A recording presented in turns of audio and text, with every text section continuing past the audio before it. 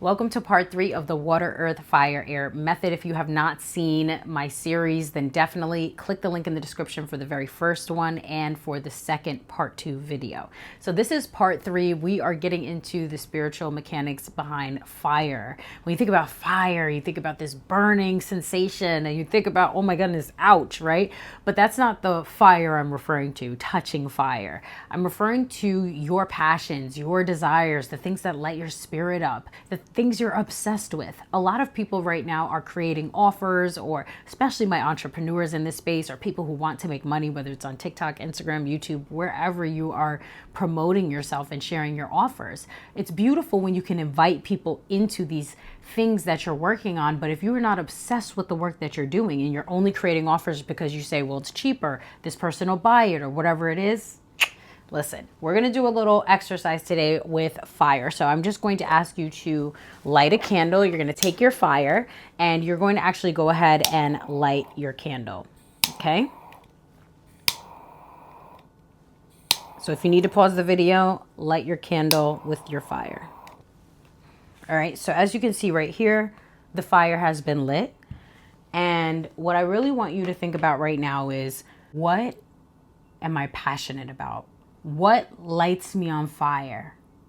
You know what I'm saying? Because if you're not obsessed with what you're doing, the work you're doing, you're going to continue wondering, why do I feel misaligned? Why do I feel like I'm working so hard, but I'm not getting the results that I wanted? I remember being in marketing for over 9 years personally, and it was beautiful. It was amazing, but it expired. It expired. It was time for me to share my spiritual gift. It was time for me to be open about it, to be bold, to be daring. And so when you do next time light your candle, I want you to, your non-toxic candle, by the way, I want you to go ahead and think about, what do I really want? What am I passionate about? What can I talk about for hours that I'm obsessed with? And I want you to go for that. I want you to post content about that. Take the bold step to do what lights you up, not the thing that you think is practical and logical that pays the bills. I want you to put that to the side. Whatever you're doing currently that is already paying your bills, you can keep doing. But at the end of the day, you need to start an account where you can really let your heart shine. I want you to begin to just think about the work that you just like, I can't get enough of this. Even if I had $1 million, what would I be doing right now? If you had $1 million in your bank account, it was already there. You wanted for nothing and you knew that more millions were coming in every single month and you made $12 million a year. What would you really, truly want? A lot of times we push our desires to the side because we've embraced the practical. But I want you to remember, in childhood, the things that we wanted to do, we just went and did them, right? We weren't overthinking because we were trying to protect ourselves, because we were trying to keep ourselves safe. No, we just did it. We said, I want to do this, and we would go and do it. So I want you to go back to the childlike version of you who was on fire and just did whatever they wanted, or tried something new that was adventurous, that was different. For me, trying something new was Pilates. That physically lit me on fire. That really gave me a burn. So do something that ignites that fire physically, that ignites that fire spiritually, and that really ignites that fire emotionally, because the more you follow that passion, guess what's going to end up happening? You're going to begin to ask people, hey, I'm starting this free group. You want to be in it? Hey, I'm starting this 5-day challenge. You want to be in it? And next thing you know, people are just commenting your post and like, yeah, me. And you're posting on stories. You're posting consistently.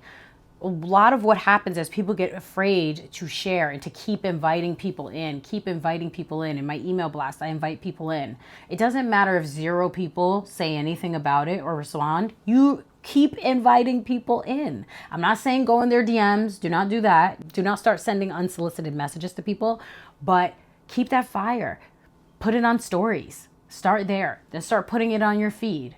And then keep sharing and inviting people into what you're doing and what you're creating. You would be so surprised by the amount of people say, would you be interested in something like this? Just ask people and see, let them vote on it. And all the people who vote, you get back to. That's your one task that you're going to do. And don't stall on it. Do it this week. Do it now. Be bold.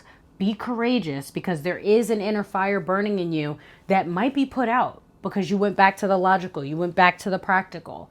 And as I've said in previous videos, less than 1% of reality is logic.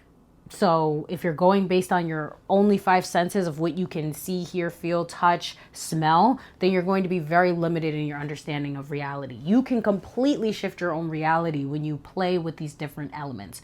So let's play with fire. I'll see you in the next video. And if you love this one, give it a thumbs up, and I'll see you in part 4 of this water, earth, fire, air series. See you in the next one. You want to take photos? Pose? Oh yeah. Maybe I should. How do they look? Does that look natural or is it like weird?